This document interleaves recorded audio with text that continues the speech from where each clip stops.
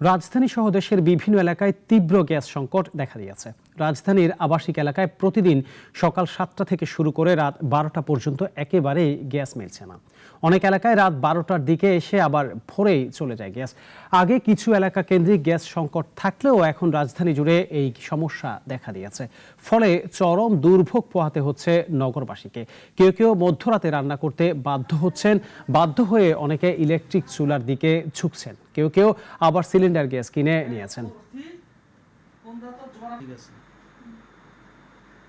সেটা হচ্ছে আমাদের এলাকায় শীত আসলে বিশেষ সময় 3 মাস গ্যাসের সমস্যাটা অধিক দেখা যায়।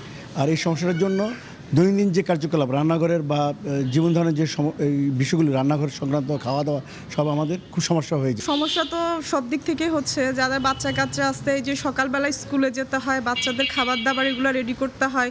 ছোট বাচ্চা যাদের আছে আমার মনে হয় তারাই সব থেকে বেশি প্রবলেমটা ফেস করছে। আমরা সকালবেলা থেকে গ্যাস পাই না, আমি গ্যাসটা পাই 1:30 2টার থেকে আমি চুলায় এসে রান্না করতে পারি। আমাদের সকালে নাস্তা করা খুব কষ্টকর হয়ে যায়, দুপুরে খাবারটা খেতে খেতে আমাদের বিকাল 4টা 5টা বেজে যায়। মহিলা মানুষের রান্না করতে পারে না। সকালবেলা মনে করেন যে যখন রান্না করবে দুপুরবেলা রান্না করার দিকে গ্যাস নাই।